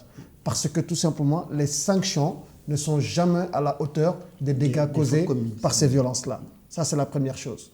La deuxième, effectivement, comme le disaient ceux qui étaient sur place, que ce n'est pas normal que pour un tel match, il n'y ait qu'un seul agent de police et un auxiliaire de la sécurité.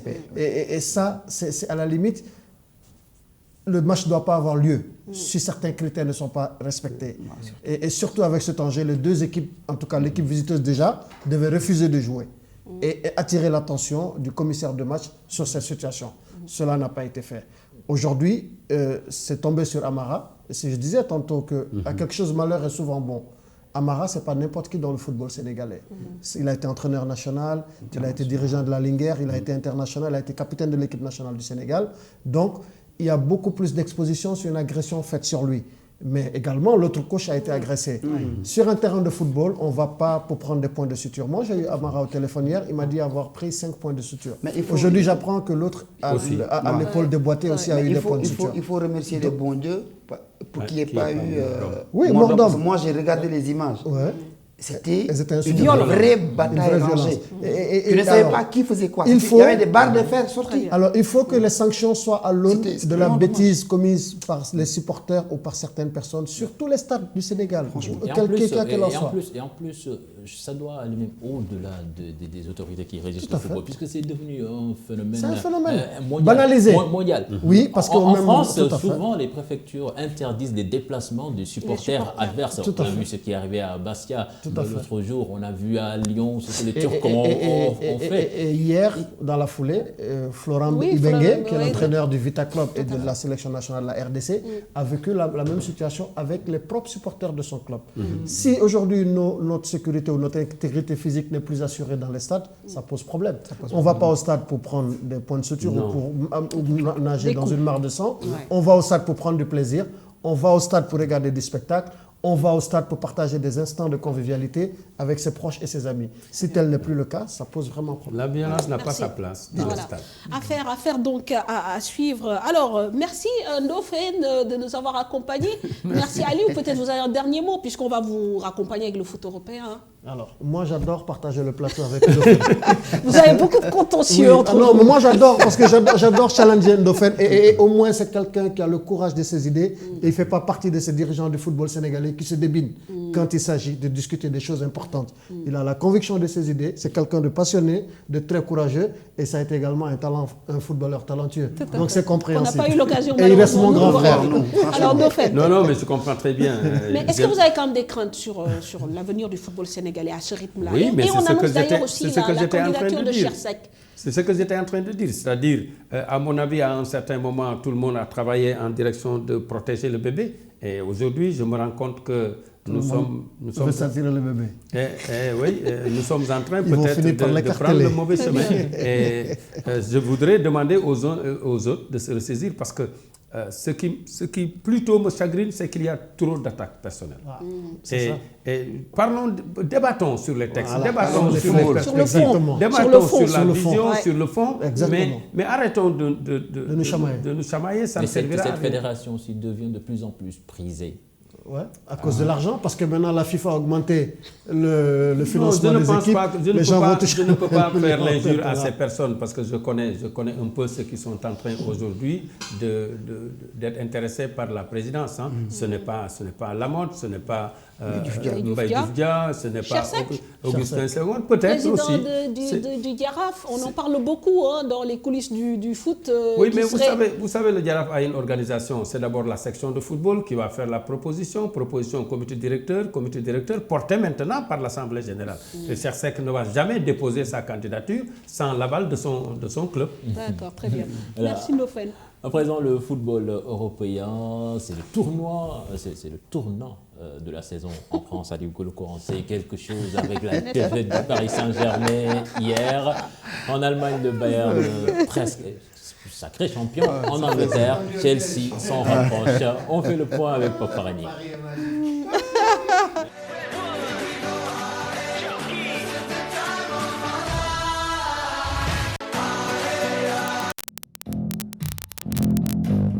Le Paris Saint-Germain lasse ses derniers espoirs de titre sur la pelouse de Nice. Les Parisiens se sont inclinés 3-1 à l'Alliance Riviera. Balotelli et Pereira sont les bourreaux des hommes d'Unai Emery. Une défaite qui devrait sacrer dans les prochaines semaines l'AS Monaco.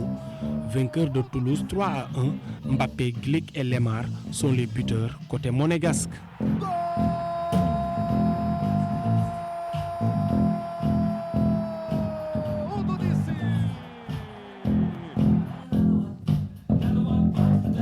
En Allemagne, on connaît déjà le champion. Il s'agit du Bayern Munich.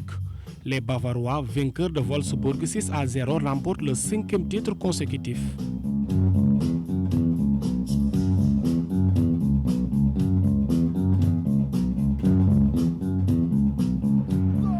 En Espagne, la bataille pour le titre de champion fait rage entre le Real Madrid et le FC Barcelone. Les Catalans, leaders, se sont offerts le derby barcelonais 3-0 face à l'Espagnol. Le Real Madrid, de son côté, bat Valence 2-1.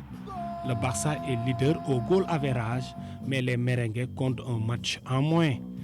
L'Atlético Madrid, de son côté, n'a pas fait de détails face à Las Palmas. Victoire des Colchoneros 5-0.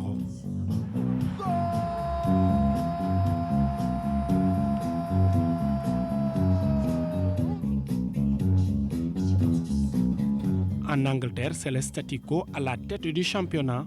Une situation qui rapproche Chelsea de plus en plus du titre. Les Blues ont écrasé Everton sur leur pelouse 3-0.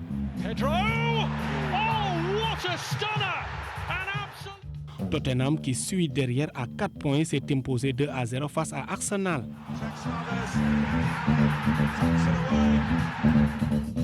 Les deux Manchester, prétendant à une place qualificative en Ligue des Champions, marquent le pas. United a concédé le nul face à Swansea 2 buts partout. Même score entre Middlesbrough et City.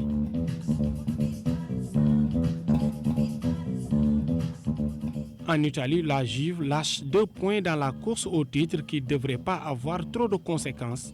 La vieille dame a fait match nul 2 buts partout sur la pelouse de l'Atalanta de Bergame. L'homme qui a cristallisé les attentions ce week-end, c'est Diao Baldé Keita qui a enflammé le derby romain. L'international sénégalais, auteur d'un doublé, a permis la victoire de la Lazio 3-1 sur la Roma.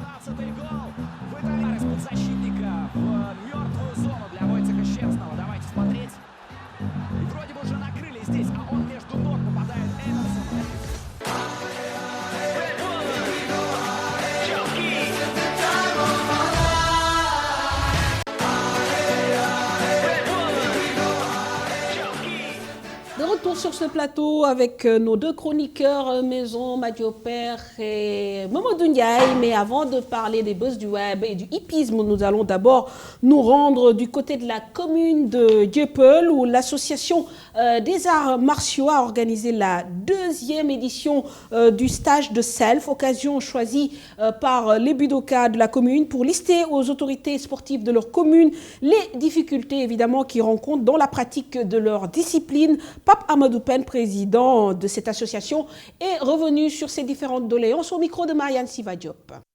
On a tenu à organiser un stage déjà pour réunir tous les pratiquants de la commune, parce que l'association réunit tous les pratiquants, mais un stage aussi qui va réunir toutes les disciplines. Et on a trouvé autre thème que le self-défense, parce que le self-défense, c'est la seule rubrique ou bien le seul thème que tous les arts martiaux ont en commun. Comme toute association, nous rencontrons beaucoup de problèmes, surtout d'ordre financier et d'ordre matériel. Au Sénégal, je dirais, les arts martiaux vraiment sont les parents pauvres. Parce que les arts martiaux, nous n'avons aucune subvention, aucune aide qui est adéquate à notre rang, à nos nombres. Par exemple, au niveau de la commune, dans notre association, en termes d'effectifs, nous sommes beaucoup plus nombreux que les ASC. Mais les ASC sont beaucoup plus aidés que nous. La preuve, à chaque fois qu'il y a subvention, nous recevons presque la moitié de ce que reçoivent les ASC. Par exemple, l'année dernière, nous avons reçu 400 000. Par exemple, l'année dernière, 400 000. Là, actuellement, le dernier recensement qu'on avait fait, c'était l'année dernière, on était à 500 pratiquants au niveau de la commune. Si par exemple on optait à se partager les 400 000 francs, ça veut dire que chaque pratiquant aura pratiquement que 800 francs ou 600. Ouais. Donc vous voyez que c'est très insuffisant et 400 000 par exemple ne peut même pas acheter une aire de tatami. Comme vous l'avez constaté, on est là sans aire de tatami, rien. Donc on est en manque de moyens. Donc c'est ça notre principale difficulté. Nous les appelons à nous aider financièrement, à nous aider surtout à avoir du matériel. Parce que la pratique des arts martiaux, il y a un B.A.B.A. La base, c'est d'avoir un tatami. La base, c'est d'avoir des matériels de compétition pour les compétiteurs. La base, c'est d'avoir des matériels pour les premiers soins. Donc, en résumé, c'est de ça dont on a besoin vraiment pour mener à bien notre mission.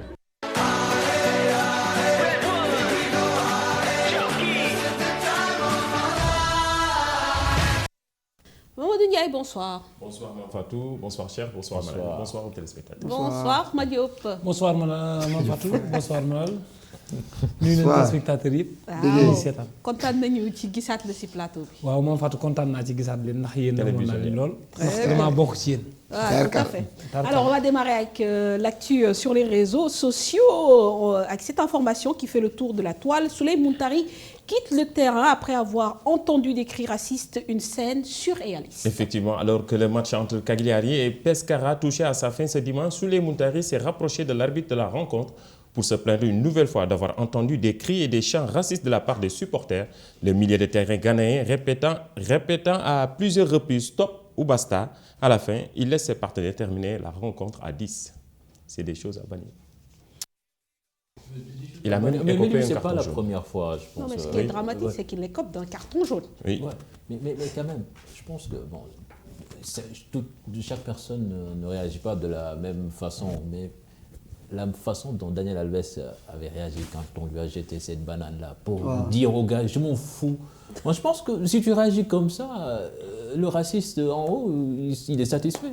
Mais le fait aussi, j'ai eu ce que je voulais. Le fait de bouler la rencontre aussi. Chacun a sa façon aussi d'encaisser les choses, quoi. Maintenant, il faut condamner, c'est une scène surréaliste. Et je pense que d'ailleurs, il y a eu un agent de l'ONU, des agents de l'ONU qui se sont insurgés contre ce comportement-là qu'il y a eu dans le stade et qui ont soutenu Souleymane Montari. Et hier, pas plus tard qu'hier également, Karambo International Sénégal fustigé l'attitude également des supporters belges à l'endroit justement de certains joueurs qui subissaient des cris racistes, comme Stéphane Badji qui a été pris à partie. Il y a beaucoup de joueurs également en Belgique qui subissent les mêmes problèmes. Et lui, il l'a dénoncé et je trouve que c'est très courageux de sa part. On va parler football, cette fois-ci sur le terrain, en France, où le PSG, qui a presque perdu le titre cette année à cause de sa défaite hier face à Nice 3-1, se fait de plus en plus charrier. Effectivement, après l'Olympique Lyonnais et Mario Balotelli, ce sont les Monégasques qui ont chambré sur les réseaux sociaux le Paris Saint-Germain. Mendy publie une photo sur son canapé avec ce petit message ironique. Flash Info ce soir, j'étais bien installé dans mon canapé. Bonne nuit la team. C'est juste pour dire qu'à nous le titre. Alors, on va parler d'un gardien qui a 44 ans. Il s'appelle Oscar Pérez. Il marque un but improbable à la 93e minute. Il a 44 ans, il est gardien de but, il affrontait son ancien club et il a réussi à marquer un but de la tête à la 93e minute de la rencontre pour arracher le match nul. Ça se passait au Mexique. Regardez. A todo pulmón en el estadio del campeón de Copa. Los Tuzos brincan detrás del arco de Corona. Aquí el centro, el remate del Conejo. No lo puedo creer. El Conejo. No se puede creer. Drama a todo pulmón en el estadio del campeón de Copa. Voilà, donc magnifique. Une technique de Sergio Ramos. N'est-ce pas? Alors on parle cette fois-ci d'une légende du Barça avec justement le maillot des Catalans. Ronaldinho a régalé face à une équipe de légendes du Real Madrid. Oui, c'était un match de gala entre des légendes du Barça et du Real Madrid organisé vendredi à Beyrouth. A permis de reprendre le fil de l'histoire d'amour entre Ronaldo de Assis Morera et le FC Barcelone pour le plus grand bonheur des amateurs de Ronny qui n'a pas manqué de régaler comme au beau vieux temps. Regardez. On parle de basket à présent, Ronaldinho dans ses œuvres, bien sûr. Un jeune Américain amputé des deux bras vit son rêve de basketteur. Effectivement, la belle histoire du week-end nous vient de Floride, c'est aux États-Unis, relayé par les internautes. Un jeune joueur de 13 ans, son nom c'est Jamil Young, amputé de ses deux bras, autorisé à jouer dans les championnats lycéens, et c'est toujours aux États-Unis, pour les 6 dernières minutes d'une rencontre de basket. Vous devinez la suite. Le jeune homme entre et enchaîne les paniers devant un public aux anges. Regardez.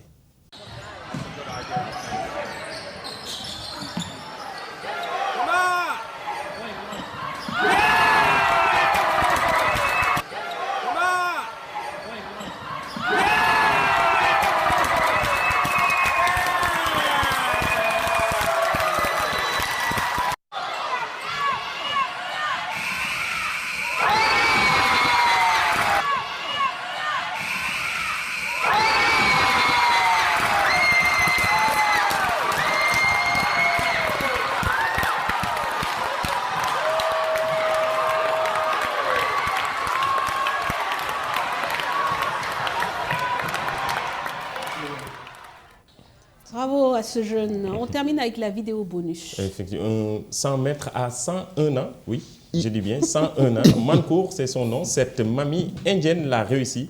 C'est lors des Jeux mondiaux des maîtres en Nouvelle-Zélande. Regardez.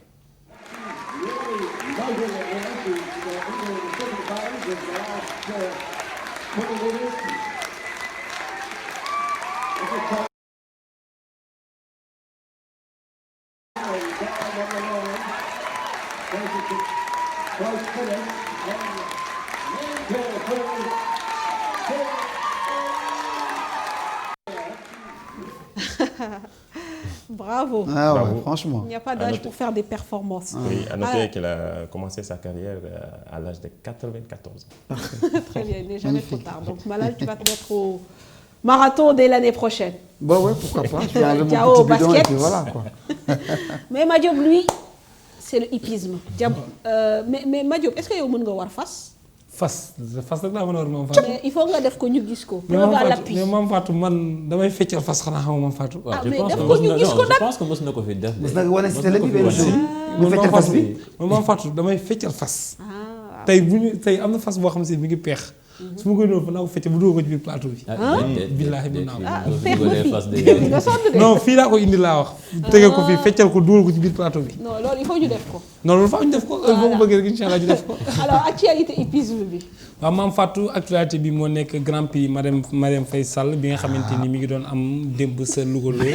mais loolu rëy na loolu kay mënal démb xamul foo nekkoon. ndax mën nga maa woo Mbaye. waaye boobu grand prix démb kenn waxatu ko. mais dégg naa seen pello bi am na lamb bu ngeen pello. non pex moom foo def bagage moom ci rajo bi. non incha allah boobu macha allah bu dee xëy incha allah. maam Fatou mu nekkoon grand prix boo xam si ne grand prix bu rëy a rëy la mu doon am ci teewaayu ki nga xamante ni mooy gouverneur bu région de Louga.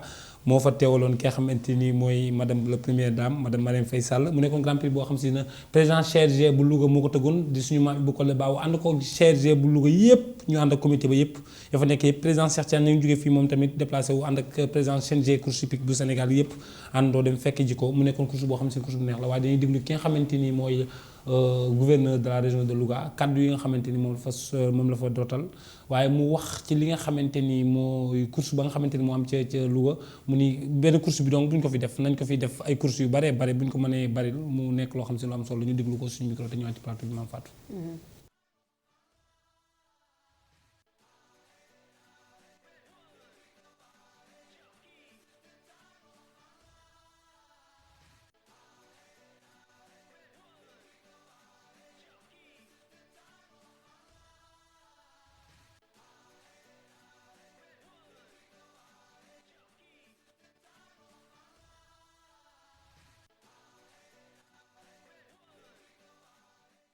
Mame Fatou kon daa xaw a am ay jafe-jafe technique moo tax son bi ñëwul waaye ñu lim catégorie yi nga xamante ni ñoo fa doon daw Mame Fatou ñoo mën fa ñeenti catégorie première catégorie bi plus de 2 ans yi ñoo ko doon daw ñu ngi doon daw ci distance 1200 mètres biñ daw bi tey ki nga xamante ni moo jël raw gàddu gi nekk ki nga xamante ni mooy Dalinkoor temps 1 minute 26 secondes deuxième bi Général Bara troisième Daaru Minam quatrième Coro deuxième course bi ñu ngi ko doon daw ñoo nekk pour le groupe 2 ñu ngi doon daw ci distance 2200 mètres première le maire temps 2 minutes 55 secondes deuxième Massati wax la bu Vieux Ndiaye troisième Trève quatrième Douméyène troisième course bi nag Mame Fatou moo nekkoon grand prix madame Marième Faye Sall ñu tegaloon ko mool yi nga xamante ni ñoo am ñetti at ñu nekk mool yoo xam ne si tëkkli bi bari woon na ci lool waaye ki nga xamante ni moo jël raw gàddu gi ñu ngi doon daw ci distance su 2200 mètres ki nga xamante ni moo jël raw gàddu gi nag mooy rafet njort bu professeur Sakhari Thiam moo raw ci temps 2 minutes 53 secondes deuxième bi nekk ki nga xamante ni mooy Miroir troisième Médina bu Popesien quatrième bi Acte de Noblesse quatrième course bi Ndar Keppal grand prix madame Marième Faye Sall ca Louga moo nekk groupe 3 distance 2200 mètres première Malène deuxième Ñoddi troisième Barngone quatrième Tengsi Givine loolu moo amoon grand prix madame Marième Faye Sall mais Mame Fatou ñuy am koo xam si dañ koy remercier ci grand prix bi mu di Mamadou Mamour Diallo nga xamante ni kenn la ci Louga waaye tamit nekk directeur impôt domaine directeur domaine mais mu jël benn étalon jënd ko ci xaalisam jël ko jox ko waa président CRG bu Louga ak comité bi nekk bu Louga yëpp décoré leen ko ci bisu Marième Faye Sall bi loolu tamit nekk loo xam si lu am solo xanaa bu mënee am image yi muy fas bi nga xamante ni moom la ñu décoré waa Louga yëpp te ki nga xamante ni mooy Mamadou Mamour Diallo jënd ko gis nga fas baa nga noonu mu nekk étalon boo xam si ne mën naa am lu bari loo xam si ne mën na ko liggéey ci Louga ndaxte tey jii fas yi nga xamante ni ñoo nekk Louga yëpp di fas yi ay fas yu jigéen ñoom ñëpp mën na dem ba am fa ay mën na ci dem ba am ci ay doom yoo xam si ne dafa ay insémination ñoom ñëpp kenn ku ne mën na ci def say produits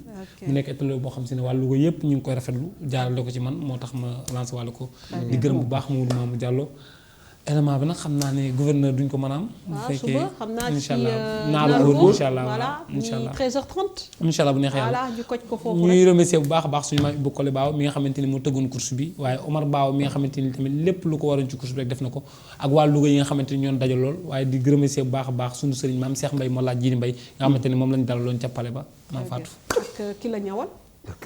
ah Mor Ndiaye man yow laa gëm tey Mor man yow boo ñëwoon fii du neex yow laa gëm. tey Mor Ndiaye jaar xam nga mala nag géwal lu mu ànd rek xorom xam nga mala ñun géwal ñooy xorom. maa la wax loolu waaw xorom boo mu ci cin rek dara fas. maa la wax loolu ñu ngi xaar kii bi ñu ngi xaar fas buy fecc bi. fas buy fecc bi incha allah heure boo ko bëggee rek bu la neexee lënd bi di ñëw. ñu def ko. ñu dugal incha allah muy fecc. incha allah mais fas bi nag lu ko indi ay moyen la de. xam nga fi ngay jaar. nañ ko wax Ndiaga ñu indi fas bi wala ñu wax ko Bouba wala. ok merci Madiop, merci Mamadou Ndiaye, merci Malal, merci Cheikh, ça a été un plaisir de partager ce plateau avec vous. Merci à l'équipe technique, Vieux Diouf à la réalisation, Lamine Diagne, le kidnappé, on va dire, de la télé, et bien sûr Khadim. Autre caméraman, Baye au son. Merci à notre partenaire Oumou Informatique. Merci à Lily Coiffure. Absa, tu as toute notre salutation. Excellente soirée, bonne semaine. Au revoir.